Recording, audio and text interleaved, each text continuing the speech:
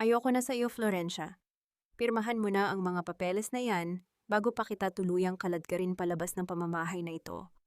Huwag mo nang hintayin na maging iskandalo pa ang pagpapatalsik ko sa iyo. Ang boses ni Mateo ay tila isang matalim na balisong na humiwa sa katahimikan ng silid. Walang babala, walang pag-aalinlangan. Ang bawat salitang binitawan niya ay puno ng puot at pandidiri, na tila ba ang babaeng nasa harap niya ay isang duming kailangang mabilis na may alis sa kanyang paningin. Dahan-dahang napahinto ang mga kamay ni Florencia. Hawak pa rin niya ang habihan, ang mga daliri niya ay magagaspang at may mga bakas ng sugat mula sa magdamag na paghabi ng pinaka-espesyal na disenyong Inabel na inihanda niya para sa kanilang ika-26 na anibersaryo ng kasal. Ang kulay pulang tela na sumisimbolo sana sa tatag ng kanilang pagsasama ay nakalatag pa sa kanyang harapan makintab at puno ng pagmamahal sa bawat hibla. Naramdaman ni Florencia ang biglang pagbagsak ng mga puting papel sa ibabaw ng pulang tela. Ang tunog ng pagtama ng dokumento sa kahoy na habihan ay tila isang malakas na kulog sa kanyang pandinig. Nanigas ang kanyang buong katawan. Ang kanyang lalamunan ay tila tinumbasan ng tuyong buhangin mahapdi at hindi siya makahinga. Ang bawat tibok ng kanyang puso ay naging isang mabigat na pasanin. Tila ba dahan-dahang dinudurog ang kanyang dibdib sa loob. Mateo, ano ito, anibersaryo natin ngayon? Nagluto ako ng paborito mo at tinapos ko itong regalo ko para sa iyo. Pabulong na wika ni Florencia. Ang kanyang boses ay nanginginig, halos hindi marinig. Hindi niya magawang iangat ang kanyang paningin. Takot siyang makita ang mukha ng lalaking minahal niya nang higit sa kanyang sarili sa loob ng higit 2 dekada. Isang mapait at nakakainsultong tawa ang isinagot ni Mateo. Regalo ang amoy ng sinulid na iyan ay kasing baho ng pagkatao mo, Florencia. Akala mo ba hindi ko alam? Akala mo ba tanga ako? Alam ko ang ginagawa niyo ng bata mong manghahabi sa likod ko. Ginagamit mo ang pera ng pamilya Valderrama para buhayin ang lalaki mo habang nagkukunwari kang banal dito sa loob ng bahay. Sa sandaling iyon, ang mundo ni Florencia ay tila gumuho. Ang mga paratang ni Mateo ay tila mga lason na direktang ibinuhos sa kanyang kaluluwa. Hindi siya makapaniwala. Ang lahat ng sakripisyo niya, ang pagpuyat para maisalba ang negosyo ng mga Valderrama, ang pag-aalaga sa kanyang biyenan na si Doña Consuelo, ay nauwi lamang sa ganitong uri ng paninirang puri. Hindi totoo yan, Mateo. You know I would never do that. Alam mong sa iyo lang umikot ang mundo ko simula pa noong una. Pilit niyang pagtatanggol habang ang mga luha ay nagsisimulang pumatak sa telang kanyang hinahabi. Ang bawat patak ay tila nagiiwan ng mantsa sa kanyang pinaghirapan. Huwag mo akong ma-English, Florencia. Nakakasuka ang pagiging biktima mo, bulyaw ni Mateo. Kinuha niya ang isang litrato mula sa kanyang bulsa at isinalya ito sa mukha ng asawa. Iyan ang ebidensya.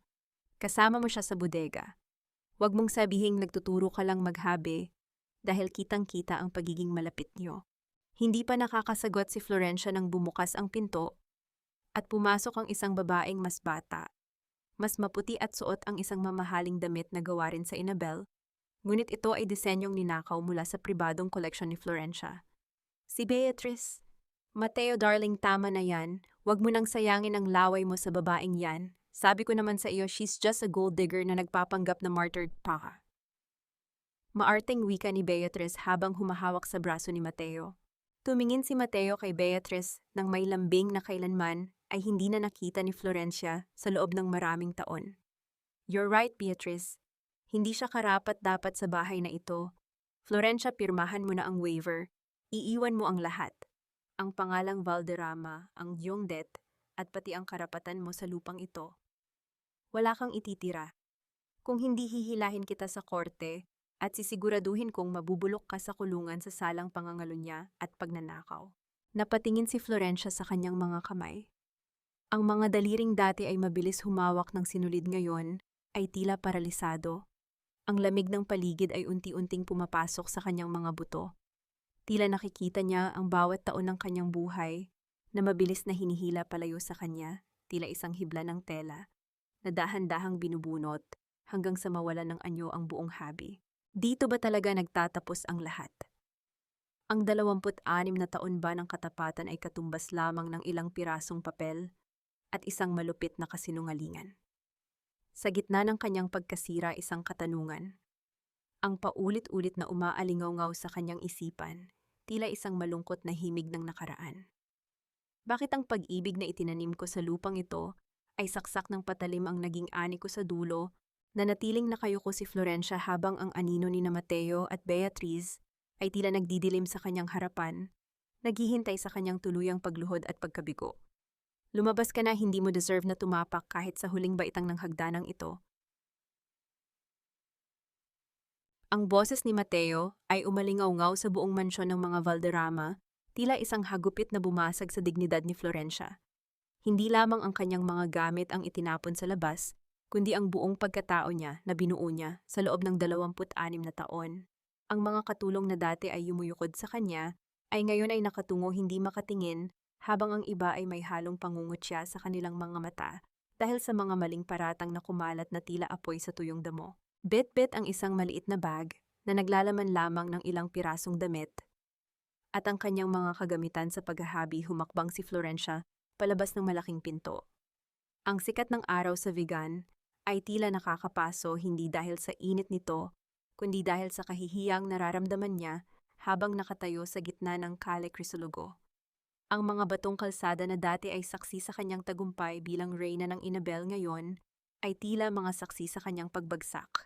Tingnan nyo ang mapagpanggap na asawa. Ang malakas na boses ni Aling Chona ay nangibabaw sa bulong-bulungan ng mga kapitbahay. Ang matandang babae na kilala bilang pinakamatalas ang dila sa buong Ilocos Sur ay nakatayo sa tapat ng kanyang tindahan, may hawak na pamaypay, at ang kanyang mga mata ay nanunuri. Akala mo kung sinong santa iyon pala ay may itinatagong dumi? Kawawang Mateo niloko ng sariling asawa. Ang bawat salita ni Aling Chona ay tila mga karayom na tumutusok sa balat ni Florencia. Gusto niyang sumigaw, gusto niyang sabihin ang katotohanan, ngunit ang kanyang dila ay tila naputol.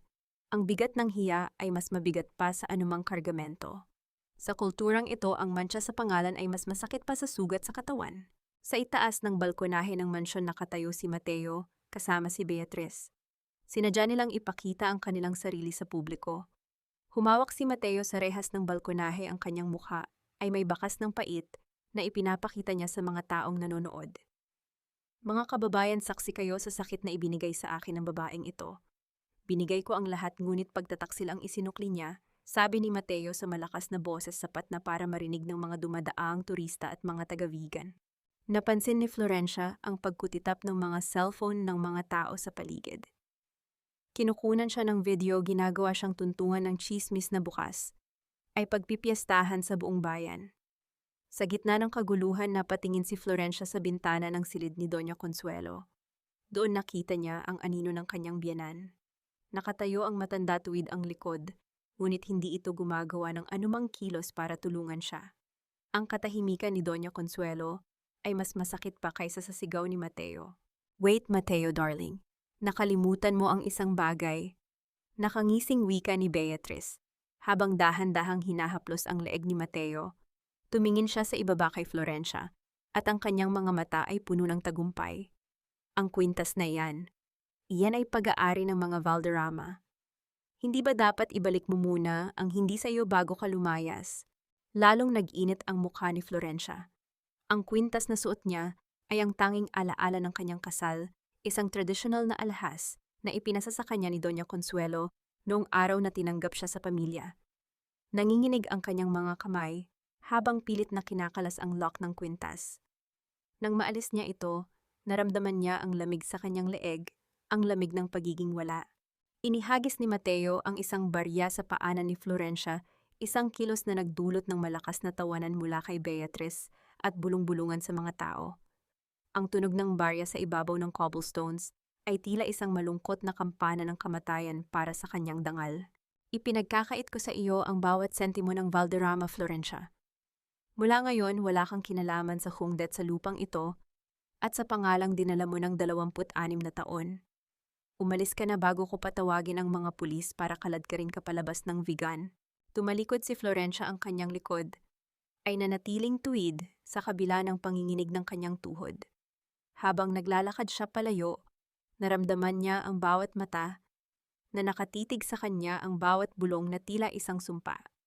Ngunit sa ilalim ng kanyang sakit, may isang maliit na apoy na nagsisimulang mag-alab, isang apoy na hindi nanggagaling sa galit, kundi sa isang matinding pagpapasya.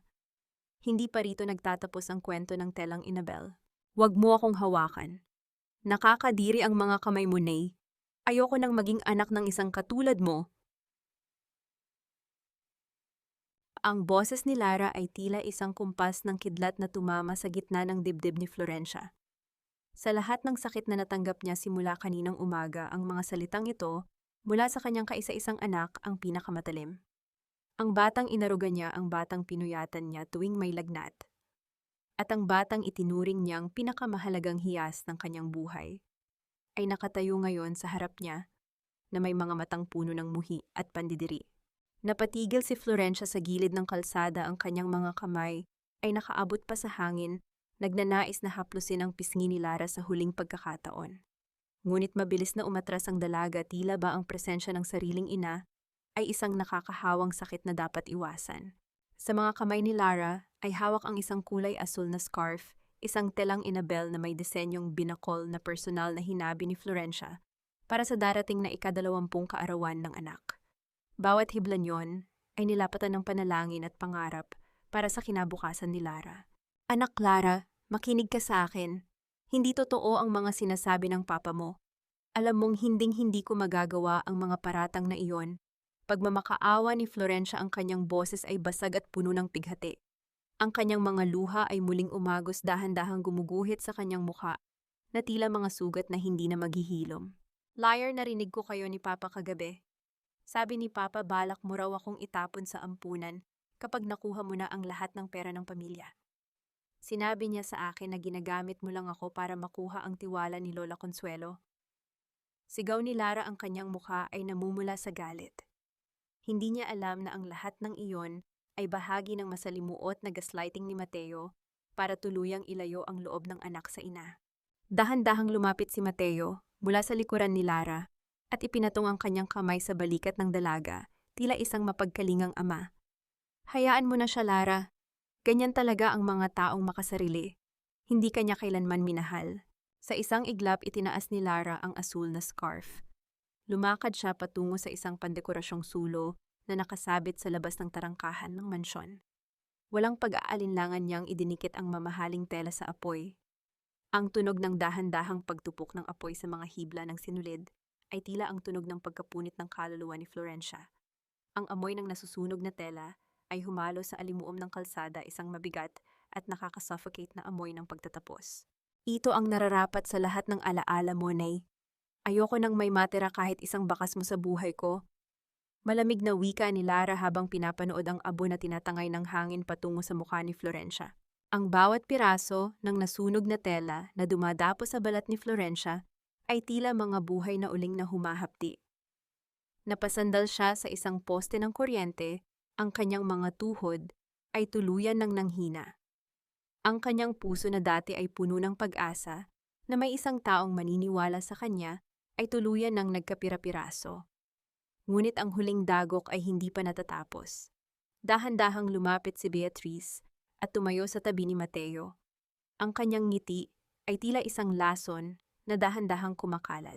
Don't cry, baby girl. I'm here now. I will be the mother you always deserved. Malambing na sabi ni Beatrice habang hinahaplos ang buhok ni Lara. Tumingala si Lara kay Beatrice at sa harap ng naghihingalong si Florencia, ang mga salitang binitawan ng dalaga ay tila ang huling pako sa krus na pinapasan ng kanyang tunay na ina. Salamat, Mama Beatrice. Buti na lang dumating ka para iligtas kami sa kanya. Mama. Isang salitang itinanim ni Florencia sa loob ng 2 dekada, ngunit ngayon ay pinitas ng ibang tao sa harap mismo ng kanyang mga mata. Naramdaman ni Florencia ang isang matinding pananakit sa kanyang dibdib, tila ba may isang kamay na pilit na binubunot ang kanyang hininga. Nanatili siyang nakatayo doon mag-isa. Habang pinapanood ang tatlo na dahan-dahang pumasok sa loob ng mansyon at isara ang malaking pintong kahoy. Ang tunog ng pagsara ng pinto ay tila ang huling hatol sa kanyang buhay. Sa gitna ng dilim na dahan-dahang bumabalot sa Calle Crisologo, isang tanong ang naiwan sa kanyang isipan, tila isang sugat na ayaw tumigil sa pagdugo. Paano ko tuturuan ang aking puso na tumibok pa kung ang mismong dahilan ng paghinga ko ay itinuturing na akong isang kaaway? Huwag kang mag-alala, Flor. Nandito ako. Hindi kita pababayaan sa laban na ito. Justice will be served, sisiguraduhin ko iyan. Ang mga salitang iyon mula kay Franco ay tila isang malamig na tubig na bumuhos sa nag-aapoy na puso ni Florencia. Sa gitna ng bagyong sumira sa kanyang buhay, si Franco ang tanging lunday na natitira. Siya ang kaibigang kasabay niyang lumaki, ang abogadong pinagkatiwalaan niya ng lahat ng legal na dokumento ng Syungdet at ang taong nakakaalam ng bawat pawis at tusa na ipinuhunan niya sa pamilya Valderrama. Pumasok si Florencia sa opisina ni Franco na tila isang basang sisew.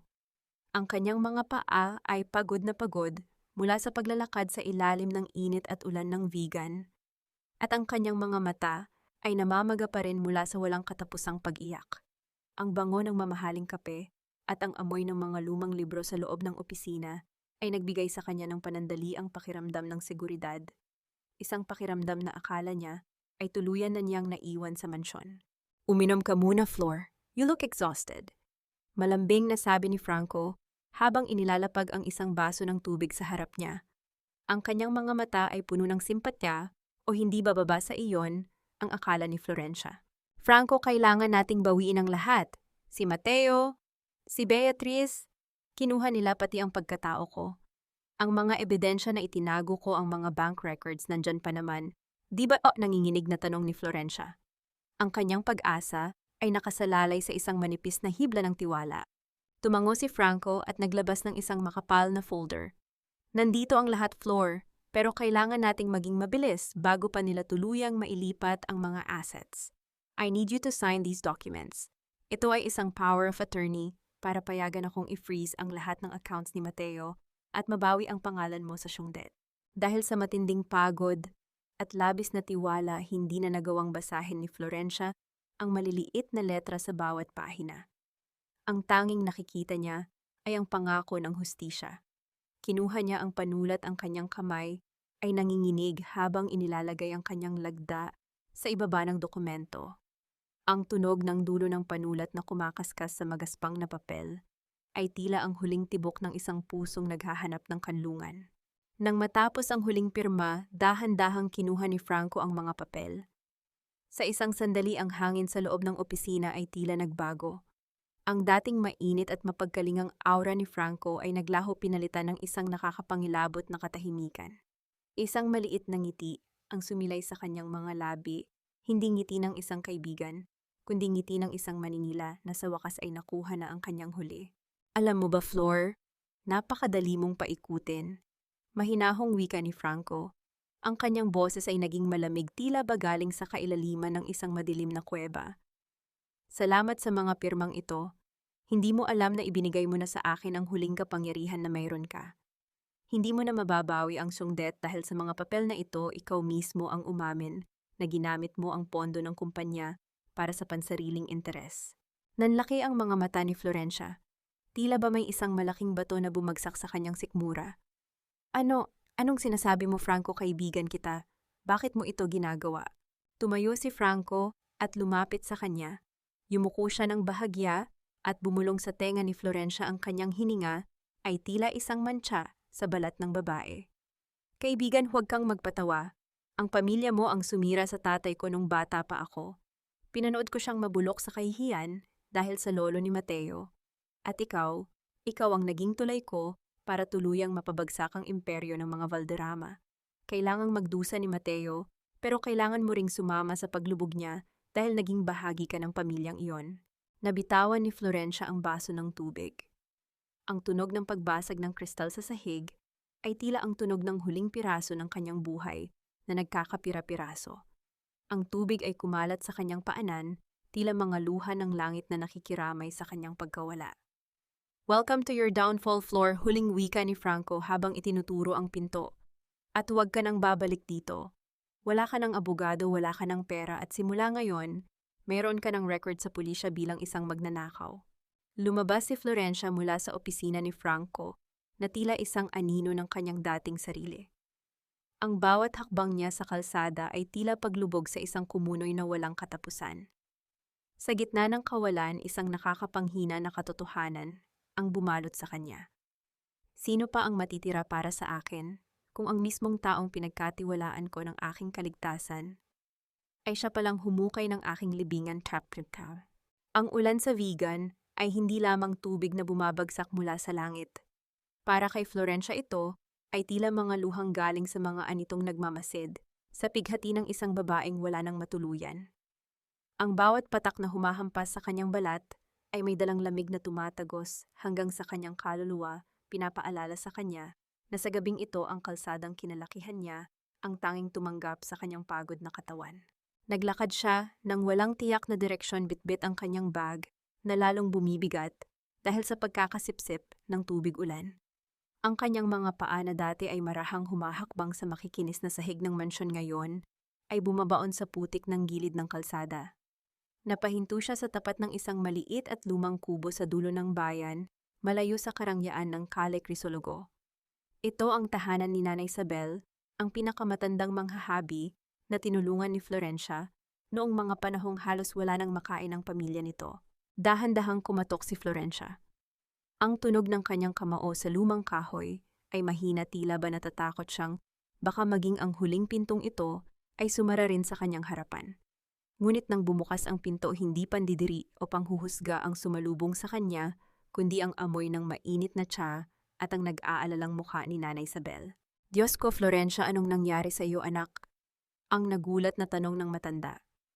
Mabilis siyang kinuha ng mga kamay na kasing tigas ng mga hibla ng Inabel, ngunit kasing lambot ng bulak sa pag-aaruga. Halika, pumasok ka. Huwag kang matakot. Dito ligtas ka. Naupo si Florencia sa isang maliit na bangko sa tabi ng isang lumang habihan.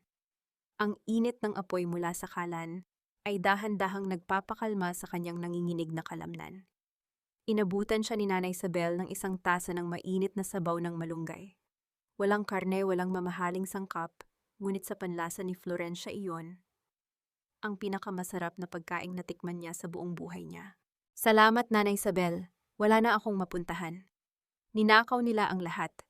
Ang pangalan ko, ang anak ko, ang buhay ko, pabulong na wika ni Florencia, habang ang init ng tasa ay unti-unting nanunuot sa kanyang mga palad. Huminga ng malalim ang matanda at hinaplos ang basang buhok ni Florencia.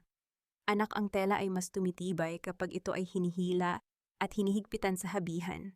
Ang bawat buhol, ang bawat hilaian, ang nagbibigay ng disenyo.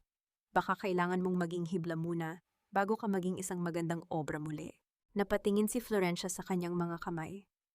Sa ilalim ng liwanag ng mitsa, nakita niya ang mga bakas ng sugat at kalyo. Ang mga kamay na ito ang nagbangon sa pamilya Valderrama. Ang mga kamay na ito ang nagbigay ng trabaho sa libu-libong manghahabi. At sa sandaling iyon, isang kakaibang pakiramdam ang gumising sa kanyang loob. Hindi ito galit, kundi isang malamig na pagtanggap na ang Florencia na nakilala ng mundo bilang asawa ni Mateo ay patay na. Hindi nila nakuha ang lahat, Nanay Isabel. Sabi ni Florencia, ang kanyang boses ay naging matatag, tila ang tunog ng kahoy na tumatama sa kahoy habang naghahabi. Nasa akin pa ang aking mga kamay at nasa akin pa ang karunungan kung paano bumuo ng isang bagay mula sa wala. Inilabas ni Florencia mula sa kanyang bag ang isang maliit na shuttle, ang kagamitang ginagamit sa paghahabi na tanging nadala niya. Hinawakan niya ito ng mahigpit, tila ba ito ang kanyang sandata sa darating na digmaan. Ang katahimikan ng gabi ay nabasag lamang ng tunog ng ulan na unti-unting humihina, tila ba ang langit ay tapos na sa kanyang pagluha. Habang nakatingin sa kadiliman sa labas ng bintana, isang huling katanungan ang pumasok sa kanyang isipan, hindi na bilang isang biktima, kundi bilang isang babaeng handang lumaban. Gaano ba kalalim ang dapat kong marating sa ilalim ng lupa upang mahanap ang lakas na kailangan ko para tuluyang makatayo at muling maghari? Hindi sapat ang ganda ng kulay para maging matibay ang isang tela. Kailangang ang bawat hibla ay tahiin ng katotohanan dahil ang kasinungalingan, gaano man kakinang, ay madaling magupit ng tadhana. Ang mga salitang ito ni Nanay Isabel ay tila isang gabay na bituin sa madilim na kaisipan ni Florencia. Habang ang buong vegan ay natulog na sa ilalim ng malamig na gabi, nanatiling gising si Florencia sa tabi ng mitsa ng ilawan. Sa kanyang harapan ay nakalatag ang ilang piraso ng papel na himalang hindi nabasa sa loob ng kanyang bag, mga lumang kopya ng mga disenyo at ilang dokumento ng intellectual property na kinuha niya bago pa man ang malaking pagsabog sa mansyon. Dahan-dahang hinaplos ni Florencia ang mga guhit ng disenyong binakol at inuritan. Naalala niya ang bawat oras na ginugol niya sa harap ng Department of Trade and Industry, taon na ang nakalilipas. Noong mga panahong iyon, tinatawanan siya ni Mateo. Sabi ng asawa, waste of time lang yan, Flor. Sino namang magnanakaw ng mga disenyong pang-probinsya? Ngunit ngayon, na-realize ni Florencia na ang kanyang waste of time ang siyang magiging mitsa ng pagbagsak ni Mateo. Nanay Isabel, alam ni Mateo kung paano gumasta ng pera, pero hindi niya alam kung paano lumikha ng kahit 1 pulgada ng tela. Pabulong na wika ni Florencia, ang kanyang mga mata ay nagliliyab sa isang bagong uri ng determinasyon. Ang akala niya ang tatak na Valderrama ang nagpapatakbo sa negosyo. Hindi niya alam ang mga kamay niyo at ang mga disenyong nakapangalan sa akin ang tunay na kaluluwa ng Inabel. Kinaumagahan bago pa sumikat ang araw, nagsimulang kumilos si Florencia. Hindi siya nagpunta sa mga malalaking opisina. Sa halip, pinuntahan niya ang mga maliliit na dampa sa gilid ng mga bukid ng Bulak. Isa-isa niyang kinausap ang mga matatandang mga habi na itinuring na mga luma at mabagal ni Mateo. Mang Isko Alingtising. Hindi ako narito bilang asawa ni Mateo. Panimulan niya sa harap ng isang maliit na grupo ng mga manggagawa na nakaupo sa ilalim ng puno ng mangga. Narito ako bilang si Florencia, ang babaeng kasama niyo sa bawat puyat at pagod. Alam kong hindi kayo binayaran ni Mateo sa huling 3 buwan dahil inuna niya ang luho ni Beatrice. Nagkaroon ng bulong-bulungan sa grupo. Ang tunog ng pag-aalangan ay unti-unting napalitan ng galit. Alam ni Florencia ang kahinaan ni Mateo, ang kayabangan nito ay nagbulag sa kanya sa katotohanang ang mga taong nasa ilalim ang tunay na nagpapasan ng kanyang trono. May mga legal na papeles ako, patuloy ni Florencia habang inilalabas ang mga dokumento ng copyright. Ang lahat ng disenyong ibinibenta ni Mateo sa Manila at sa abroad ay sa akin nakapangalan. Sa sandaling gamitin niya ang mga ito nang wala ang pahintulot ko, hihinto ang operasyon ng Valderrama. Pero kailangan ko ang tulong niyo. Kailangan nating dumaan sa malinis na paraan. Ngunit habang nagpaplano ang grupo, napansin ni Florencia ang isang itim na sasakyan na dahan-dahang dumadaan sa malayo. Hindi ito pamilyar sa lugar na iyon. Ang itim na bintana nito ay tila isang matang nagmamasid, malamig at mapanganib. Sino yan? Tanong ni Mang Isko habang tumitigil ang lahat sa kanilang ginagawa. Hindi sumagot si Florencia, ngunit ang kaba sa kanyang dibdib ay muling nagparamdam. Alam niyang hindi hahayaan ni Mateo o ni Franco na makabangon siya ng ganoon kadali. May mga mata sa bawat kanto ng vegan at ang bawat hakbang niya ay tila binibilang ng mga taong gustong makita siyang tuluyang mabaon. Sa pag-alis ng sasakyan, isang maliit na piraso ng papel ang nahulog mula sa bintana nito. Pinulot ito ni Florencia.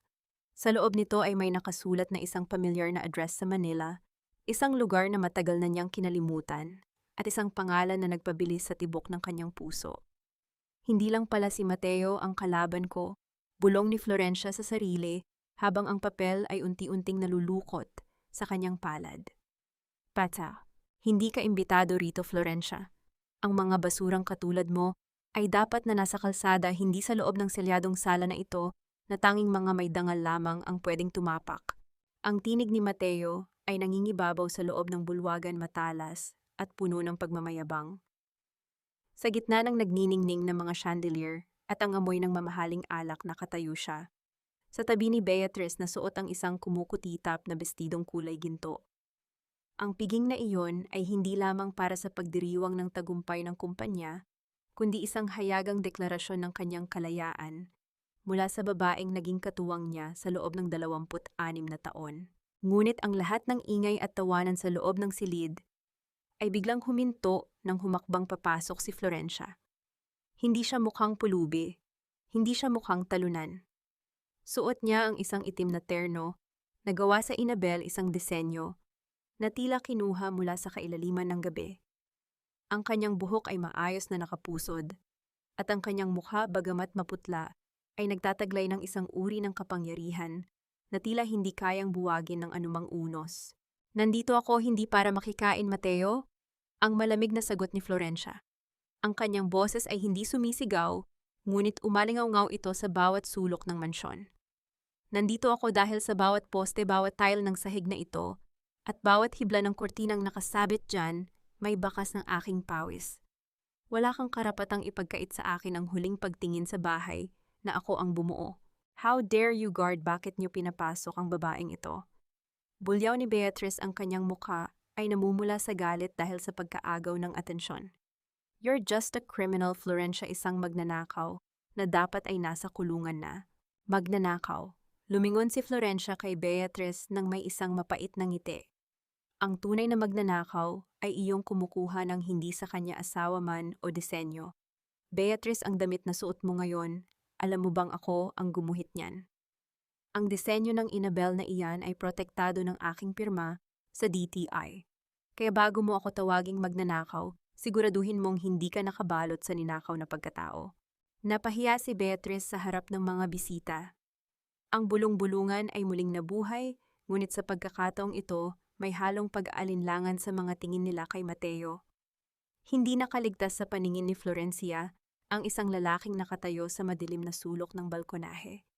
Hindi ito si Franco, isang estranghero na may hawak na kamera, ngunit hindi siya mukhang journalist. Ang kanyang titig kay Florencia ay tila may dalang babala o marahil ay isang pangako na hindi pa nabibitawan. Enough, lahat! Sigaw ni Mateo habang mabilis na bumababa sa hagdanan. Wala akong pakialam sa mga papeles mo. Inutusan ko na si Franco na ayusin ang lahat. Simula ngayong gabi buburahin ko na ang pangalan mo sa kasaysayan ng Valderrama. Kalad ka rin yun na siya palabas. Lalapit na sana ang mga security guard nang marinig ang isang malakas at tuyot na tunog ng tungkod na tumama sa marmol na sahig. Mula sa itaas ng hagdanan, dahan-dahang lumabas si Doña Consuelo. Ang matanda ay suot ang kanyang tradisyonal na barutsaya at ang kanyang mga mata ay tila dalawang uling na nagliliyab sa gitna ng puting buhok. Ang lahat ay tumahimik. Kahit si Mateo ay napahinto sa kanyang gagawin. Doña Consuelo na matagal nang hindi lumalabas ng kanyang silid dahil sa sakit, ay dahan-dahang bumaba, ang bawat hakbang ay tila may dalang bigat ng isang hatol. Huminto siya sa harap ni Florencia at ni Mateo. Mateo, ang mahinang boses ng matanda, ngunit puno ng awtoridad. Ang piging na ito ay hindi pa tapos. May isang mahalagang dokumento na hindi mo pa nababasa. Kumuha ang matanda ng isang dilaw na sobre mula sa kanyang bulsa. Ang kanyang tingin kay Florencia ay hindi na ang dating malamig na pagmamasid, kundi isang uri ng pagkilala na nagdulot ng kilabot sa lahat. Florencia, halika rito, lumapit ka sa akin, utos ni Doña Consuelo. Habang humahakbang si Florencia patungo sa kanyang biyenan, ang bawat mata sa loob ng bulwagan ay nakatutok sa kanila. Sa loob ng sobrang hawak ng matanda, may isang sikretong nakatago na kayang magpabagsak sa buong pundasyon ng pamilya Valderrama o magpalaya sa babaeng matagal nang nakakulong sa kanilang mga anino. Taned, maano bang ginagawa nyo? Huwag kayong magpadala sa drama ng babaeng yan. Pinahiya niya ang pangalan natin. Ang boses ni Mateo ay puno ng frustration, halos pasigaw, habang sinusubukan niyang lapitan ang kanyang ina. Ngunit isang matalim na tingin lamang mula kay Doña Consuelo ang nagpatigil sa kanya sa kinatatayuan. Ang katahimikan sa loob ng bulwagan ay naging kasing bigat ng isang makapal na telang basa. Halos walang sino mang nangahas na huminga ng malakas. Ang bawat mata ay nakatitig sa dilaw na sobrang hawak ng matanda na tila ba iyon ang susi sa langit o impyerno ng pamilya Valderrama. Dahan-dahang humakbang si Florencia patungo sa kanyang biyenan. Bawat tapak niya sa malamig na marmol ay tila isang paglalakbay pabalik sa 26 na taon ng kanyang pagsisikap. Naramdaman niya ang panginginig ng kanyang mga tuhod, hindi dahil sa takot, kundi dahil sa bigat ng emosyong pilit niyang ikinukubli. Sa kanyang gilid narinig niya ang malutong na tawa ni Beatrice na may halong kaba. Gusto mo talagang mag-eksena, Florencia, sige lumuhod ka. Lumuhod ka sa harap ni Doña Consuelo at humingi ka ng tawad sa lahat ng pagnanakaw na ginawa mo. Pang-uudyok ni Beatrice ang kanyang mga mata ay nanunuri naghihintay sa inaasahang pagbagsak ni Florencia. Gawin mo, Florencia, ta. Dagdag ni Mateo, ang kanyang mukha ay namumula sa galit at alak. Ipakita mo sa kanilang lahat kung gaano ka kababa. Lumuhod ka at baka sakaling bigyan ka pa ni Mama ng kaunting barya para sa pamasahe mo pabalik sa putikan. Dahan-dahang ibinaba ni Florencia ang kanyang katawan. Ang dulo ng kanyang itim na terno ay humalik sa sahig. Ang mga bisita ay nagsimulang magbulungan ng ilan ay may awang nararamdaman, habang ang mga katulad ni Aling Chona ay tila nagdiriwang sa nakikitang pagpapakumbaba ng dating reyna. Ang bawat pulgada ng kanyang pagbaba ay tila isang libing para sa kanyang dangal sa harap ng lipunang mapanghusga. Ngunit bago pa man tuluyang tumama ang kanyang tuhod, sa matigas na marmol naramdaman ni Florencia ang isang galing sa buto at tuyot na kamay na humawak sa kanyang balikat. Hindi siya hinayaang tuluyang bumagsak ni Doña Consuelo. Sa halip hinawakan ng matanda ang kanyang baba at pilit na iniharap sa mga tao. Ang hawak ni Doña Consuelo ay hindi marahas, ngunit puno niyon ng isang mensaheng tanging silang dalawa lamang ang nakakaalam. Hindi ka luluhod sa harap ko, Florencia. Ang boses ng matanda ay mahina ngunit may autoridad na tila bumasag sa katahimikan ng gabi. Lumingon si Doña Consuelo kay Mateo, at sa isang iglap ang dilaw na sobre ay inihampas niya sa dibdib ng kanyang anak. Ang tunog ng papel na tumama sa mamahaling tuxedo ni Mateo ay tila isang sampal na narinig ng lahat. Basahin mo iyan, Mateo. Basahin mo sa harap nilang lahat ang tunay na hatol ng pamilyang ito, utos ng matanda habang ang kanyang tungkod ay muling tumama sa sahig. Lumikha niyo ng isang tunog na tila nagpapatibay sa kanyang bawat salita. Nanginginig ang mga kamay ni Mateo habang binubuksan ng sobre. Ang kanyang mapagmalaking anyo ay unti-unting napalitan ng isang maputlang maskara. Sa loob ng sobre ay hindi lamang mga papeles ng Tiongdet, kundi isang dokumento na may selyo ng kataas-taasang hukuman, isang bagay na hindi kayang manipulahin ni Franco o ni sino man. Ano ito, bakit? Bakit ganito ang nakasulat? Ang nauutal na tanong ni Mateo habang ang kanyang paningin ay nagpapalipat-lipat sa dokumento at sa kanyang ina. Isang nakakangilong katahimikan ang muling bumalot sa bulwagan. Si Beatrice ay dahan-dahang umatras ang kanyang mukha ay kakikitaan ng matinding takot. Isang lihim na matagal nang itinago ni Doña Consuelo ang nakatakda ng mabunyag at ang bawat salitang nakasulat sa papel na iyon ay tila mga hiblang sinulid na handa nang sakali ng lahat ng mga nagtaksil. Sapat na ba ang isang pirasong papel para itama ang 26 na taon ng kawalan ng katarungan? O ito ay simula lamang ng isang mas malalim na hukay na sadyang inihanda para sa kanila? Hindi ito maaari. Mabinigyan mo siya ng lahat. Bakit? Ang boses ni Mateo ay naging isang pira-pirasong hininga. Tila ba unti-unting nauubusan ng hangin ang kanyang baga. Ang mga papel na hawak niya ay nanginig lumilikha niyon ng isang banayad na kaluskos, na tila ba tinatawanan ng kanyang biglang pagbagsak. Ang bawat salitang nakasulat sa dokumento, ang paglilipat ng lahat ng titulo ng lupa, ang pagmamay-ari ng Tiongdet, at ang mismong mansyon na kinatatayuan nila ay nakapangalan na kay Florencia. Hindi bilang asawa, kundi bilang kaisa-isang tagapagmana ng korporasyon. Isang matinding katahimikan ang bumalot sa bulwagan, kasing lamig ng sementeryo sa hating gabi. Ang mga bisita ay tila naging mga rebulto, hindi makapaniwala sa bilis ng pag-ikot ng tadhana. Ang kapangyarihan ay dahan-dahang lumipat mula sa gitna, patungo sa isang babaeng kanina lang ay itinuring na basura. Ang nararapat na lumuhod at humingi ng tawad ay ang pamilya Valderrama at ang aking anak na walang dangal. Ang boses ni Doña Consuelo ay umalingaw-ngaw puno ng puot at paninindigan. Hinarap ng matanda ang mga bisita at ang mga mamamahayag na naroon. Sa isang marahas ngunit marangal na kilos itinuro niya ang kanyang anak. Akala mo ba, Mateo, ay bulag ako? Akala mo ba ay hindi ko alam ang bawat pisong ninanakaw mo sa kumpanya para lamang itustos sa bisyo mo at sa babaeng iyan? Habang si Florencia ay nagpapakapuyat para maisalba ang ating pangalan, ikaw naman ay abala sa paghukay ng ating libingan. Naramdaman ni Florencia ang paghinto ng mundo. Ang bawat salita ng kanyang biyenan ay tila isang balsamo na dahan-dahang nagpapahilom sa kanyang mga sugat. Ang pagkilala na matagal niyang ipinagdamot sa sarili ay ibinigay sa kanya sa harap ng lahat. Nakita niya si Beatrice na kanina ay tila isang reyna ngayon, ay dahan-dahang umaatras patungo sa dilim, ang kanyang mukha ay puno ng takot at pagkalito.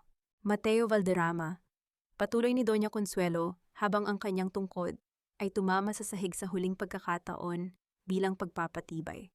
Simula sa sandaling ito, tinatanggalan kita ng karapatan sa pangalang ito. Wala kang makukuha kahit isang hibla ng sinulid.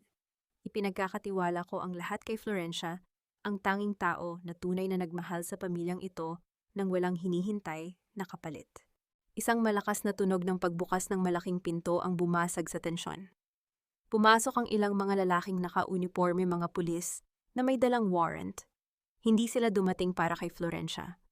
Ang kanilang target ay ang lalaking nakatayo sa gitna ng bulwagan, hawak ang mga papel ng kanyang sariling pagkatalo.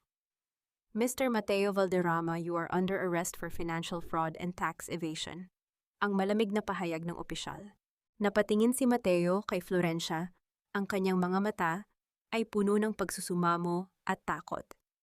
Ngunit sa pagkakataong ito, hindi galit ang nakita niya sa mga mata ng kanyang asawa. Ang nakita niya ay isang malalim at payapang karagatan. Ang katahimikan ng isang babaeng sa wakas ay nakalaya na sa tanikala ng kanyang pagmamalupit. Flor, tulungan mo ako, maawa ka. Ang pabulong na pagsusumamo ni Mateo habang dahan-dahang nilalapitan ng mga pulis. Ngunit bago pa man makasagot si Florencia, isang boses mula sa likuran ang muling kumuha ng atensyon ng lahat. Hindi pa tapos ang palabas, Mateo. Nakalimutan mo yata ang huling piraso ng puzzle. Lumitaw si Franco mula sa karamihan, ngunit hindi siya nakatingin kay Mateo nang may pagkakaibigan. Ang kanyang ngiti ay tila isang patalim na handa nang tumapos sa lahat. Sa kanyang kamay ay hawak niya ang isa pang dokumento, isang bagay na hindi inaasahan ni Doña Consuelo o ni Florencia. Akala niyo ba ay ganoon lang kadali ang lahat? Ang mapait na tawa ni Franco, habang inilalapag ang isang papel sa ibabaw ng mesa. Ang kaba sa dibdib ni Florencia ay muling nagbalik. Isang bagong unos ang tila nabubuo sa gitna ng inaakalang tagumpay.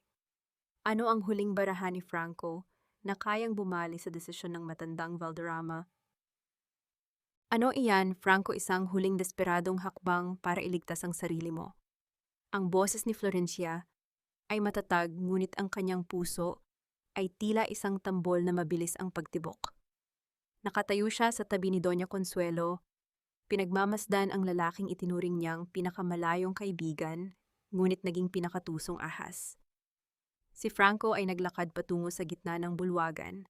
Ang bawat hakbang niya ay tila isang mapanghamong sayaw sa ibabaw ng mga pangarap na pilit na binubuo ni Florencia. Itinaas ni Franco ang dokumentong hawak niya, ang kanyang mga mata ay nanunuot sa kislap ng chandelier.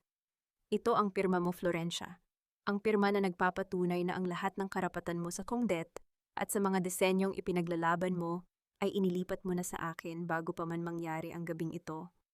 Kahit ibigay pa sa iyo ni Doña Consuelo ang buong mundo, wala kang magagawa dahil sa batas pag-aari ko na ang lahat. Isang malakas na bulong-bulungan ang muling bumalot sa silid. Nakita ni Florencia ang pag-aalala sa mga mata ng mga manghahabi na nasa gilid. Si Mateo, na hawak pa rin ng mga pulis, ay biglang tumawa ng mapait. Nakikita mo na, Flor, akala mo ba ikaw lang ang marunong maglaro? Franco, iligtas mo ako rito, at sa iyo na ang lahat, ibigay mo sa kanya ang nararapat. Sigaw ni Mateo, ang kanyang desperasyon ay tila isang nakakahiyang palabas sa harap ng mga elitista ng vegan. Ngunit bago pa makapagsalita si Franco, isang mahinahon, ngunit nakakangilong tawa ang nagmula kay Doña Consuelo. Dahan-dahang kinuha ng matanda ang kanyang salamin at tumingin kay Franco ng may halong pait at awa. Franco, matalino kang bata, pero nakalimutan mong ako ang nagpalaki sa mga Valderrama, wika ng matanda habang dahan-dahang lumalapit sa abogado. Ang dokumentong pinapirmahan mo kay Florencia ay walang silbi. Dahil 3 araw bago ang piging na ito, inilagay ko na ang lahat ng ari-arian ng pamilya sa isang irrevocable trust sa ilalim ng pangalan ni Florencia na may selyo ng Tamfantoy Cao. Ang anumang kasunduan na ginawa niya pagkatapos niyon ay kailangang dumaan sa aking pahintulot. At kailanman ay hindi ko ibibigay ang pahintulot na iyon sa isang traidor na katulad mo. Ang mukha ni Franco ay biglang nawalan ng kulay. Ang kanyang mapagmalaking tindig ay tila isang kandilang dahan-dahang natutunaw sa init ng katotohanan. Napatingin siya sa dokumentong hawak niya, isang pirasong papel na ngayon ay wala ng halaga, kundi bilang ebidensya ng kanyang sariling panlilinlang. Sa kabilang dako ng bulwagan, si Beatrice ay nagsimula ng mag-hysterical. Hindi ito pwedeng mangyari. Mateo, gawin mo ang paraan. Sabi mo, Reyna, ako. Sabi mo sa atin ang lahat. Mabilis siyang nilapitan ng mga pulis, ngunit bago pa siya mahawakan, isang malakas na sampal ang dumapo sa kanyang pisngi. Hindi galing kay Florencia, kundi kay Aling Chona, na kanina pa nakikinig sa bawat detalye. Magnanakaw ka ng asawa? Akala mo ba ay makakalusot ka sa amin? Ang bulyaw ni Aling Chona, habang ang mga tao sa paligid ay nagsimulang mag-react nang may halong pandidiri kay Beatrice. Ang ganda mo ay hanggang balat lang, pero ang loob mo ay mas bulok pa sa basurang itinapon sa kalsada. Dahan-dahang dinala ng mga pulis si Mateo palabas. Ang tunog ng mga posas na nagbabanggaan ay tila isang huling hatol na umalingaw-ngaw sa tahimik na mansyon. Habang dumadaan si Mateo sa tapat ni Florencia, huminto siya ng saglit. Ang kanyang mga mata ay puno ng luha at pagsisisi. Flor, patawarin mo ako, please. Huwag mong hayaang mabulok ako sa kulungan. Pabulong na pagsusumamo ni Mateo, ang kanyang boses ay nanginginig sa takot. Tumingin si Florencia nang diretso sa mga mata ng lalaking minahal niya ng mahigit 2 dekada. Ang pagpapatawad ay hindi ibinibigay, Mateo. Ito ay pinaghihirapan. At sa ngayon, mas kailangan mong matutunang mahalin ang katotohanan kaysa sa karangyaan. Paalam, Mateo. Nang tuluyang mailabas ang mga nagkasala ang katahimikan, ay muling bumalik sa bulwagan, ngunit sa pagkakataong ito ay isang katahimikang puno ng pag-asa. Lumapit si Doña Consuelo kay Florencia at hinawakan ang kanyang mga kamay. Tapos na, anak. Ibinabalik ko na sa iyo ang trono na ikaw naman talaga ang may-ari simula pa nung una, ang malambing na wika ng matanda. Ngunit sa gitna ng selebrasyon, napansin ni Florencia na wala sa loob ng silid ang kanyang anak na si Lara. Isang kaba ang muling gumising sa kanyang dibdib. Saan nagpunta ang anak niya at ano ang mga huling salitang ibinulong ni Franco sa isang tauhan niya bago siya tuluyang lumayo sa dilim, Lara? Ang pabulong na tawag ni Florencia habang ang kanyang paningin ay naghahanap sa bawat sulok ng mansyon. Sa labas, ang tunog ng isang mabilis na sasakyan na humaharurot palayo ay narinig, tila isang babala na ang laban ay hindi pa lubos na tapos.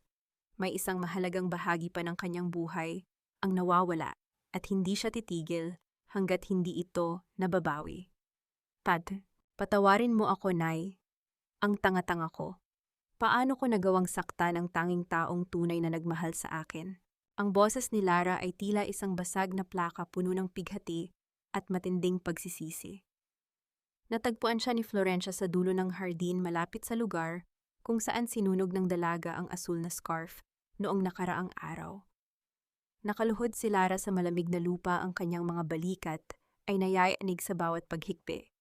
Ang kanyang mga kamay ay puno ng dumi at abo, pilit na kinukuha ang mga natirang hibla ng nasunog na tela, tila ba sa pamamagitan niyon ay may babalik niya ang tiwalang kanyang winarak.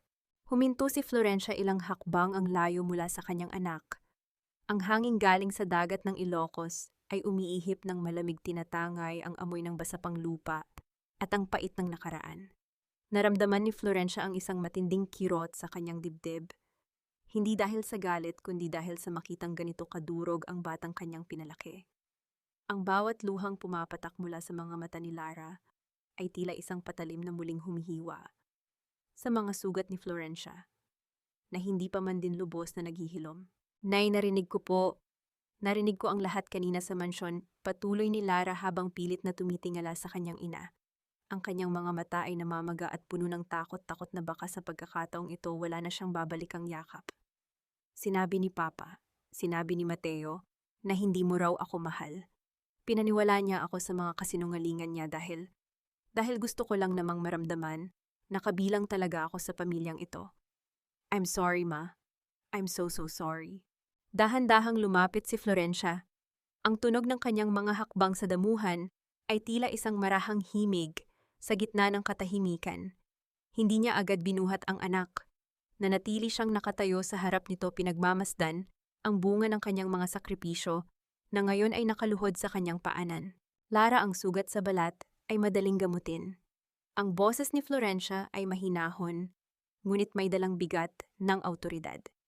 Pero ang sugat na ibinigay mo sa puso ko, anak, yun ang mahirap tahin. Ang pagtitiwala ay tila isang manipis na sinulid ng inabel. Kapag naputol, maaari nating itali muli, pero laging may buhol na may iwan. Mararamdaman mo ang buhol na iyon sa bawat haplos. Niyakap ni Lara ang mga binti ng kanyang ina, ang kanyang mga iyak ay naging mas malakas. Tila isang batang nawawala na sa wakas, ay nahanap na ang daan pa uwi. Huwag mo po akong itataboy, Nay. Kahit gawin niyo po akong katulong sa kongdet tatanggapin ko, huwag niyo lang po akong baliwalain. Tumayo ka na, Lara, sabi ni Florencia habang pilit na itinatayo ang dalaga. Ang isang Valderrama, kahit hindi tayo kadugo ng mga taong iyon, ay hindi nananatiling nakaluhod sa putikan. Kung gusto mong bumawi, patunayan mo sa akin na karapat dapat ka sa pangalang ibinigay ko sa iyo, hindi sa salita kundi sa gawa. Yumakap ng mahigpit si Lara kay Florencia, isang yakap na tila pilit na pinagdidikit ang dalawang pusong nagkawalay. Naramdaman ni Florencia ang init ng katawan ng anak at sa sandaling iyon, naramdaman niya ang unang bugso ng tunay na paghilom. Ang pait ay naroon pa rin, ngunit ang pag-asa ay nagsisimula ng sumibol sa gitna ng mga abo. Gayunpaman, habang naglalakad sila pabalik sa mansyon, napansin ni Florencia ang isang maliit na puting sobre na nakaipit sa pintuan ng silid ni Lara. Nang buksan niya ito, walang nakasulat na pangalan kundi isang litrato lamang.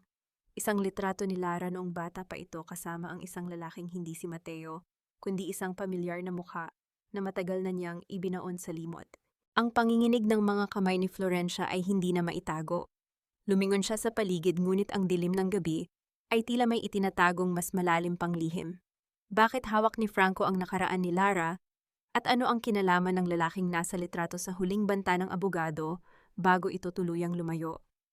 Nay, okay ka lang po? Tanong ni Lara na napansin ang biglang pagbabago sa mukha ng ina.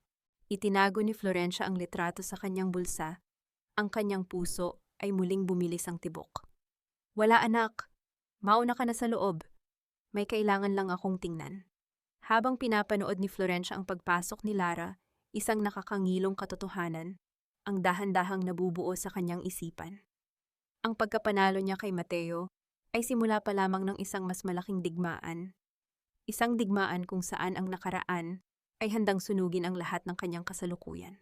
Sino nga ba ang tunay na nagmamay-ari sa buhay ni Lara at hanggang saan ang kayang gawin ni Franco para tuluyang makuha ang huling hibla ng kaligayahan ni Florencia? Akala mo ba ay natapos na ang lahat dahil nakuha mo na ang mansyon? Ang bawat hibla ng tagumpay mo, Florencia, ay nakabuhol sa isang malaking kasinungalingan na sisira sa iyo sa dulo. Ang boses ni Franco ay tila isang malamig na hangin na nanggagaling sa kailaliman ng isang abandonadong balon. Nakatayo siya sa gitna ng kanyang madilim na opisina, ang tanging liwanag ay nanggagaling sa isang maliit na lampara na nagbibigay ng mahahabang anino sa dingding. Ang kanyang mga mata ay mapula, bakas ang puyat at ang unti-unting pagkagnon ng kanyang mga plano. Hindi siya tumitingin kay Florencia. Sa halip, ang kanyang paningin ay nakatutok sa isang lumang litrato ng kanyang ama na nasa ibabaw ng mesa. Dahan-dahang pumasok si Florencia sa silid. Ang tunog ng kanyang mga hakbang sa lumang sahig na kahoy ay marahan tila isang panalangin sa gitna ng digmaan. Sa kanyang mga kamay, hindi siya nagdala ng mga bagong demanda o mga pulis. Hawak niya ang isang maliit na kahon na gawa sa naraluma na ito at may mga ukit na tila mga dahon ng tabako, isang bagay na matagal nang itinago ni Doña Consuelo sa pinakamalalim na bahagi ng kanyang aparador. Hindi ako naparito para makipag-away, Franco. Ang mahinahong boses ni Florencia. Ang kanyang puso ay kumikirot habang pinagmamasdan ang lalaking naging bahagi ng kanyang paglaki, ngunit ngayon ay naging arkitekto ng kanyang paghihirap. Naparito ako dahil may utang na loob ako, hindi sa iyo kundi sa katotohanan. Isang mapait na tawa ang kumawala sa mga labi ni Franco. Utang na loob. Ang pamilya mo ang pumatay sa dangal ng tatay ko. Pinanood ko siyang mawalan ng lahat dahil sa kasakiman ng mga Valderrama. At ikaw naging instrumento ka ng pamilyang iyon. Lumapit si Florencia at inilapag ang kahon sa mesa sa tapat mismo ng mga kamay ni Franco.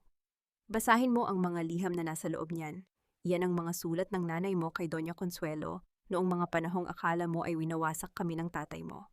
Nanginginig ang mga daliri ni Franco habang binubuksan ang kahon. Ang kaluskos ng mga lumang papel ay tila mga bulong mula sa nakaraan.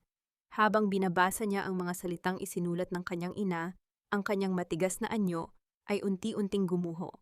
Ang katotohanan ay mas masakit pa sa anumang pagkatalo hindi winasak ng mga Valderrama ang kanyang ama. Ang tatay niya ay nalulong sa pagsusugal at ang pamilya Valderrama sa pamamagitan ni Doña Consuelo ang palihim na nagbayad ng lahat ng utang nito upang hindi sila mapalaya sa kalsada. Ang perang akala ni Franco ay ninakaw ay ang perang ginamit para sa kanyang pag-aaral sa batas. Nabitawan ni Franco ang liham. Ang tunog ng papel na dahan-dahang bumabagsak sa sahig ay tila ang tunog ng kanyang buong pagkatao na nagkakapira-piraso. Ang puot na nagpatakbo sa kanyang buhay sa loob ng 3 dekada ay isa palang malaking pagkakamali. Ang kanyang paghihiganti ay nakatayo sa ibabaw ng isang pundasyong gawa sa buhangin. Bakit ngayon niyo lang ito ipinakita? Ang basag na boses ni Franco. Ang kanyang mga luha ay nagsimulang pumatak dahan-dahang binabasa ang mga dokumento na nagpabago sa kanyang mundo. Dahil ang katotohanan ay hindi ibinibigay para pumatay Franco. Ibinibigay ito para magpalaya ta. Pabulong na wika ni Florencia. Hindi mo kailangang maging kaaway ko. Ang huling hiling ni Doña Consuelo bago siya tuluyang magpahinga ay ang makita kang malaya sa kadiliman ng nakaraan. Napasandal si Franco sa kanyang upuan. Ang kanyang mga balikat ay nayayanig sa paghikbi. Sa sandaling iyon, ang galit ay napalitan ng isang matinding kapayapaan. Kinuha niya ang litrato ni Lara na kanina ay balak niyang gamitin laban kay Florencia at dahan-dahang iniabot ito sa babae. Ang lalaki sa litrato, siya ang tunay na ama ni Lara. Isang mabuting tao na namatay bago pa siya isilang pag-amin ni Franco. Hindi ko nagagamitin yan. Sapat na ang pinsalang nagawa ko. Lumabas si Florencia mula sa opisina ni Franco habang ang araw ay dahan-dahang sumisikat sa abot-tanaw ng Vigan. Ang malamig na simoy ng umaga ay tila naglilinis sa lahat ng dumi ng nakaraan. Nakahinga siya ng maluwag, tila ba ang bawat hibla ng kanyang buhay ay dahan-dahan nang bumabalik sa tamang ayos. Ngunit habang naglalakad siya sa Calle Crisologo, napansin niya ang isang pamilyar na anino na nakatayo sa tapat ng kanyang syongdet. Isang lalaking nakasuot ng barong, may dalang isang bungkos ng puting bulaklak, at may mga matang tila humihingi ng isang pagkakataong hindi na dapat ibigay. Sino ang lalaking ito na nagbabalik sa gitna ng kanyang katahimikan at may puwang pa ba ang pag-ibig sa isang pusong? Katatapos pa lamang maghilom mula sa mga sugat ng kataksilan, hindi na ito Valderrama Inabel. Simula ngayong araw ang bawat hiblang lalabas sa mga habihang ito ay magdadala ng sarili kong pangalan. Ito ang habi ni Florencia. Ang boses ni Florencia ay malinaw at matatag, tila ang tunog ng isang kampanang tanso na nagpapahayag ng bagong umaga sa buong Vigan. Sa harap ng lumang gusali ng syongdet nakatayo ang mga manghahabi sina Mang Isko Aling Tising at pati na ang mga batang nagsisimula pa lamang matuto. Ang lahat ay nakatingin sa itaas, kung saan dahan-dahang ibinababa ng mga lalaki ang lumang karatula na may ukit na pangalan ng mga Valderrama. Ang tunog ng mga bakal na tinatanggal mula sa dingding ay tila ang tunog ng mga tanikalang tuluyan ng nalagot. Naramdaman ni Florencia ang init ng sikat ng araw sa kanyang balat. Wala na ang itim na terno ng pighati. Ngayon ay suot niya ang isang baro na gawa sa pinakamaputing bulak na may borda ng mga bulaklak na siya mismo ang nagdisenyo. Ang bango ng bagong pinitas na mga hibla ng bulak at ang amoy ng natural na tina na nanggagaling sa loob ng tsuong ay tila isang pabango na nagbibigay sa kanya ng bagong buhay. Nay, ang ganda po ng bagong karatula. Bagay na bagay sa inyo, nakangiting wika ni Lara habang iniaabot ang isang baso ng malamig na tubig sa kanyang ina. Ang dalaga ay abala rin sa pagtulong, ang kanyang mga kamay ay may mga bahid na ng asul na tina mula sa indigo, isang tanda ng kanyang pagpupursigi na matutunan ng sining na dati ay binaliwala niya. Pumasok si Florencia sa loob ng pagawaan. Ang ritmo ng mga habihan ay nagsimulang punan ng katahimikan. Ang tunog ng mga kahoy na nagbabanggaan at ang dahan-dahang paghila ng mga sinulid ay tila isang orkestra na nagpapatunay na ang buhay ay patuloy na umiikot. Walang sigawan, walang utos na may halong pangungutya. Ang bawat manggagawa ay may ngiti sa kanilang mga labi dahil alam nilang ang kanilang pinaglilingkuran ay isang babaeng marunong rumespeto sa kanilang dangal. Gayunpaman sa gitna ng selebrasyon, napansin ni Florencia ang lalaking kanina pa naghihintay sa labas ng tarangkahan, ang lalaking may dalang puting bulaklak mula sa nakaraang kabanata. Ito si Mayor Antonio, isang matandang kaibigan at kasabayan ni Mateo na matagal nang humahanga sa talino ni Florencia, ngunit nanatiling tahimik dahil sa takot sa impluensya ng mga Valderrama. Florencia, ang boses ng mayor, ay puno ng paggalang habang iniaabot ang mga bulaklak. Nandito ako hindi para makisali sa politika, kundi para humingi ng paumanhin sa ngalan ng mga taong nanahimik habang ikaw ay nahihirapan. Ang iyong katapangan ang nagbukas ng mata ng marami rito sa Vigan. Salamat, Mayor, pero ang paghingi ng paumanhin ay hindi na kailangan. Ang mahalaga ay ang hinaharap, payapang sagot ni Florencia. Nais kong gawing sentro ng edukasyon ang Chongdet na ito. Gusto kong turuan ang bawat kabataang Ilocano na ang Inabel ay hindi lamang tela kundi isang kaluluwa na hindi kayang bilhin ng pera. Habang nag-uusap sila, isang mensahero ang mabilis na pumasok sa pagawaan. Hingal na hingal ito at may hawak na isang sulat na may selyo mula sa National Museum sa Manila. Ang kaba sa dibdib ni Florencia ay muling nagparamdam. Hindi dahil sa takot, kundi dahil sa isang malaking oportunidad na maaring magdala sa kanyang pangalan sa buong mundo. Ma'am Florencia, isang imbitasyon po para sa inyo. Gusto po nilang itampok ang inyong mga disenyo sa isang international na exhibit sa Paris. Ang balita ng mensahero na ikinagulat ng lahat. Napatingin si Florencia sa kanyang mga habihan. Sa wakas, ang babaeng itinapon sa putikan ay nakatakda nang lumipad patungo sa pinakamataas na pedestal ng sining. Ngunit sa likod ng tagumpay na ito, isang anino ang muling gumalaw sa kabilang panig ng kalsada. Isang pamilyar na boses ang narinig ni Florencia sa kanyang isipan, ang boses ni Beatriz na puno ng puot at desperasyon. Nabalitaan ni Florencia na si Beatriz ay tuluyan nang itinaboy ng mga kaibigan nito at ngayon ay nabubuhay sa kahihiyan. Ngunit ang mga taong nawalan ng lahat ay kadalasang may huling alas na handang itaya para lamang makapaghiganti. Ano ang kayang gawin ni Beatriz para sirain ang huling tagumpay ni Florencia bago ito tuluyang lumayo? At sapat ba ang mga bulaklak ni Mayor Antonio para punan ang puwang na iniwan ng isang pusong matagal nang pinagkaitang magmahal? Ang dumi ng mundong ito ay hindi na kayang hugasan ng kahit anong mamahaling pabango, Beatriz. Dahil ang baho ay hindi galing sa labas, kundi nanggagaling sa loob ng iyong bulok na kaluluwa. Ang mga salitang ito mula sa isang dating kaibigan ni Beatriz ay tila isang malakas na sampal na humapdi sa kanyang namumulang pisngi. Nakatayo si Beatriz sa gitna ng isang makipot na eskinita sa gilid ng palengke malayo sa ningning ng Calle Crisologo. Ang kanyang dating gintong bestida ay punit-punit na at may mga mantsa ng putik, habang ang kanyang buhok na dati ay laging maayos, ay ngayon ay tila isang pugad ng ibon na puno ng alikabok. Walang sino man sa mga dati niyang kaibigang elitista ang tumanggap sa kanyang mga tawag. Sa sandaling bumagsak si Mateo, ang lahat ng pintong dating nakabukas para sa kanya ay sabay-sabay na sumara ng may kasamang pandidiri. Ang bawat tao na dating humahanga sa kanyang ganda ay ngayon ay tumatalikod na tila ba siya ay isang may ketong na kailangang iwasan. Please, kahit itong kwintas na lang, peke man ito pero mukhang totoo, bilhin nyo na para lang may pangkain ako. Pagsusumamo ni Beatriz sa isang tindero ng alahas, ngunit tanging isang mapait na tawa ang naging sagot nito bago siya itinulak palabas ng tindahan. Napaupo si Beatriz sa maruming semento. Ang tunog ng ulan na dahan-dahang pumapatak sa mga bubong na yero ay tila isang malungkot na palakpak para sa kanyang pagkatalo. Tumingala siya at nakita ang isang malaking poster sa tapat ng kalsada, ang mukha ni Florencia maningning at puno ng dangal sa ilalim ng pamagat na ang Reyna ng Inabel sa Paris.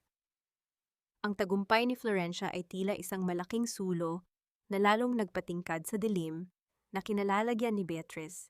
Sa gitna ng kanyang kawalan, isang itim na sasakyan ang huminto sa tapat niya. Bumukas ang pinto at lumabas si Florencia. Walang suot na mamahaling alahas, tanging ang kanyang simpleng Inabel na baro, ngunit ang kanyang presensya ay tila nagbigay ng liwanag sa madilim na eskinita. Nandito ka ba para pagtawanan ako, para makitang nakalubog na ako sa putikan? Ang paos at puno ng puot na tanong ni Beatriz. Sinubukan niyang tumayo, ngunit ang kanyang panghihina ay tila isang mabigat na kadena. Hindi sumagot si Florencia ng mabilis. Dahan-dahan siyang lumapit, ang tunog ng kanyang mga sapatos sa basang kalsada ay tila isang marahang tibok ng puso. Huminto siya sa harap ni Beatriz at tiningnan ito hindi nang may galit kundi nang may isang malalim at nakakangilong awa. Ang awang iyon ang pinakamasakit na parusa para sa isang babaeng nangarap na higitan siya. Hindi kita tinutulungan dahil kaibigan kita, Beatriz. Ang boses ni Florencia ay malamig ngunit payapa. Tinutulungan kita dahil tao rin ako. Ang bawat hibla ng buhay ko ay tinahi sa pagpapatawad, hindi sa paghihiganti. Gamitin mo iyan para hanapin ang sarili mong dangal kung may natitira pa. Iniwan ni Florencia si Beatriz na nakatulala sa gitna ng ulan. Ang tunog ng dahan-dahang pag-alis ng sasakyan ni Florencia ay tila ang huling paalam ng isang mundong kailanman ay hindi na muling maaabot ni Beatriz. Niyakap ni Beatriz ang balabal, ang bangonyo ng malinis na bulak at indigo ay tila isang masakit na paalaala ng lahat ng kanyang sinayang dahil sa kasakiman. Napahagulhol si Beatriz sa gitna ng kalsada. Ang kanyang mga luha ay humalo sa tubig ulan, tila isang maruming agos na dahan-dahang tinatangay ang kanyang mga pangarap patungo sa imbernal. Wala na ang reyna, wala na ang ginto, tanging ang lamig ng gabi at ang pait ng pagsisisi ang natira sa kanya. Gayunpaman, habang pabalik si Florencia sa mansyon, isang tawag mula sa kulungan ang nagpatigil sa kanyang mundo. Ang boses ng isang opisyal ay puno ng pagmamadali. Ma'am Florencia, si Mateo po. Nagkaroon po ng matinding gulo sa loob ng selda. Kailangan niyo pong pumunta rito agad. Ang kaba sa dibdib ni Florencia ay muling nagbalik, tila isang sinulid na biglang napatid sa gitna ng paghahabi. Ano ang nangyari kay Mateo? At handa ba ang kanyang puso na harapin ang huling anino ng nakaraan bago siya tuluyang lumipad patungo sa kanyang bagong simulain? Ang bawat kalansing ng bakal ay tila isang paalala na ang bawat pagkakamali ay may kaukulang bilangguan at ang bawat luha ay may bigat na kailangang bayaran. Ang amoy ng luma at basang semento na hinaluan ng amoy ng kalawang at pawis ay sumalubong kay Florencia sa loob ng pasilyo ng kulungan. Ito ang lugar na kailanman ay hindi niya naisip na mapupuntahan, ngunit narito siya naglalakad sa gitna ng kadiliman upang harapin ang huling anino ng kanyang nakaraan. Ang tunog ng kanyang mga sapatos sa malamig na sahig ay tila isang mabagal na marcha patungo sa katotohanan. Sa loob ng isang maliit na silid, nakita niya si Mateo. Hindi na ito ang mapagmalaking lalaki na sumisigaw sa kanya sa Calle Crisologo. Ang kanyang buhok ay gulo-gulo, ang kanyang mukha ay may mga pasa mula sa naganap na gulo sa loob, at ang kanyang mga mata ay tila dalawang hungkag na balon ng kawalan. Nang makita niya si Florencia, dahan-dahan siyang lumapit sa rehas. Ang kanyang mga kamay na nanginginig ay kumapit sa malamig na bakal. Flor, dumating ka. Akala ko ay hahayaan mo na akong mamatay rito. Ang paos at basag na boses ni Mateo. May bahid ng dugo sa dulo ng kanyang labi, isang tanda ng marahas na buhay sa loob na hindi niya kinaya. Tumingin si Florencia sa kanyang asawa. Sa pagkakataong ito, wala siyang naramdamang galit. Wala ring pait. Ang tanging naroon ay isang malalim na pagod at isang uri ng awa para sa isang taong winasak ang sariling buhay dahil sa kasakiman. Ang bawat sugat sa mukha ni Mateo ay tila mga titik na nagsusulat ng huling kabanata ng kanilang 26 na taon. Nandito ako hindi para ilabas ka, Mateo. Ang mahinahong sagot ni Florencia. Ang kanyang boses ay tila isang malinis na tela na inilalatag sa gitna ng dumi. Nandito ako dahil kailangan kong putulin ang huling sinulid na nag-uugnay sa atin. Ang galit ay isang bilangguan din, Mateo, at ayaw ko nang mabulok doon kasama mo. Floor, please. Gamitin mo ang impluensya mo, ang mga Valderrama, ang pangalan natin. Hindi mo ba pwedeng ayusin ito? Pagsusumamo ni Mateo ang kanyang mga luha ay nagsimulang pumatak sa maruming sahig. I'll do anything. Magbabago ako. Magmula tayo ulit. Ang telang ito, Mateo, ay parang ang buhay ko, wika ni Florencia habang ipinapakita ang tela sa asawa. Pinunit mo ito tinapakan at itinuring na basura. Pero hindi mo alam na ang bawat punit ay nagbigay sa akin ng pagkakataon na tahin ang sarili ko ng mas matibay. Ang gintong sinulid na ito ay ang aking kalayaan. Patawad, Mateo, pero wala na tayong babalikan. Ang kailangan mo ay harapin ang hatol ng batas dahil doon mo lamang mahahanap ang tunay mong pagsisisi. Iniabot ni Florencia ang tela sa pagitan ng mga rehas. Kinuha ito ni Mateo at sa sandaling mahawakan niya ang lambot niyon, tila doon lamang pumasok sa kanyang isipan. Ang laki ng kanyang nawala. Hindi ang mansyon, hindi ang pera, kundi ang pag-ibig ng isang babaeng itinuring siyang mundo. Paalam, Mateo, ipinapatawad na kita hindi dahil karapat-dapat ka, kundi dahil karapat-dapat akong mamuhay ng payapa, huling wika ni Florencia. Tumalikod si Florencia at naglakad palayo.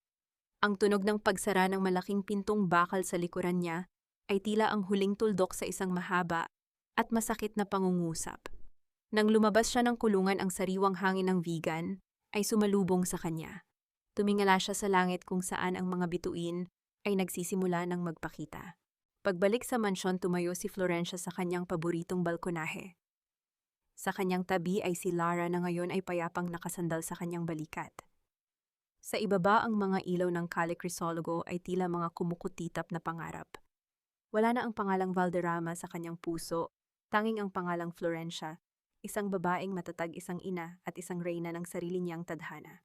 Sa gitna ng katahimikan ng gabi, naramdaman ni Florencia ang payapang tibok ng kanyang puso. Ang bawat hibla ng kanyang buhay ay dahan-dahan nang bumubuo ng isang perpektong obra. Ang laban ay tapos na, at ang bukas ay kasing liwanag ng pinakamahalagang inabel na kanyang hahabiin. Isang taon ang mabilis na lumipas, tila isang mabilis na paghila ng sinulid sa habihan ng panahon. Ang sikat ng araw sa vegan ay nananatiling mainit at mapagkalinga, dahan-dahang hinahaplos ang mga lumang kalsada na naging saksi sa bawat patak ng luha at bawat hakbang ng pagbangon ni Florencia.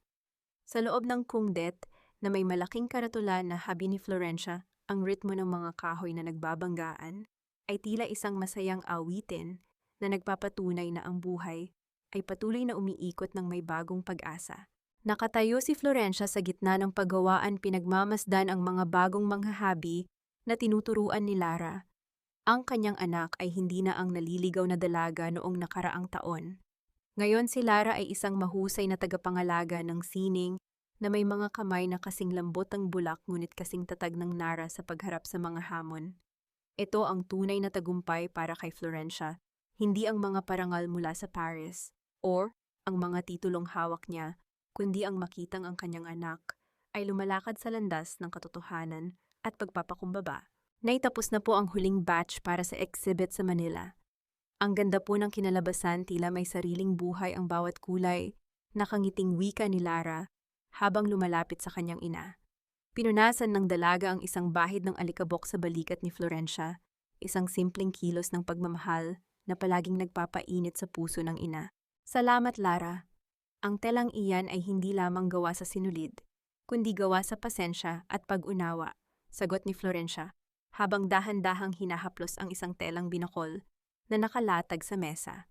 Sa sandaling iyon, dumaan sa kanyang isipan ang imahe ni Doña Consuelo. Ang matanda ay payapang yumao 6 na buwan na ang nakalilipas may ngiti sa mga labi dahil alam niyang nasa mabuting kamay ang lahat. Ipinamana niya ang lahat kay Florencia, hindi bilang pambayad sala, kundi bilang pagkilala sa kaisa-isang tao na tunay na nagpahalaga sa kanilang pangalan. Sa isang sulok ng kanyang opisina, may isang maliit na telepono na paminsan-minsan ay tumutunog. Alam ni Florencia na iyon ay galing sa abogado ni Mateo, humihingi ng tulong para sa maagang paglaya dahil sa lumalalang sakit ng dating asawa sa loob ng bilangguan. Ngunit sa pagkakataong ito, hindi na nararamdaman ni Florencia ang pangangailangang sumagot. Ang kanyang pagpapatawad ay naibigay na niya sa hangin at sa dagat. Ang natitira ay ang hustisyang dapat pagdaanan ni Mateo para sa kanyang sariling kaligtasan. Naisip din niya si Beatrice na balita niya ay nagtatrabaho na ngayon bilang isang simpleng labandera sa malayo at maliit na bayan. Ang huling balita ay nagsisikap itong itama ang kanyang buhay malayo sa karangyaan na dati ay pilit niyang ninanakaw. Ngumiti ng bahagya si Florencia, isang ngiti ng kapayapaan. Sa dulo ng lahat, ang bawat tao ay kailangang dumaan sa sarili nilang apoy upang malaman kung ano ang tunay na mahalaga. Ang aral na iniwan ni Florencia sa bawat manghahabi at sa bawat taong nakikinig sa kanyang kwento ay simple lamang. Ang dangal ay hindi nasusukat sa pangalang dala mo o sa mansyong tinitirhan mo. Ang tunay na dangal ay matatagpuan sa kakayahan mong tumayo muli, matapos kang durugin sa kakayahan mong magmahal muli, matapos kang pagtaksilan, at sa lakas ng loob na magpatawad, upang ang iyong sariling puso ay muling makahinga. Sa paglubog ng araw sa abot tanaw ng vegan, ang kulay ng langit ay tila isang higanteng telang inabel pula ginto at asul. Isang obra maestra na nilikha ng dakilang manghahabi para sa mga taong hindi sumusuko sa laban. Tumingala si Florencia, huminga ng malalim at dahan-dahang ipinagpatuloy ang kanyang paghahabi. Ang kanyang kwento ay hindi na isang melodrama ng pighati, kundi isang himno ng tagumpay at walang hanggang pag-asa. Ang tunog ng habihan ay dahan-dahang humuhupa, ngunit ang bawat hibla ng buhay ni Florencia ay mananatiling nakaukit sa ating mga alaala bilang isang obra maestra ng katatagan. Isang kwento ito ng pag-asa na muling hinabi mula sa mga patid na pangarap.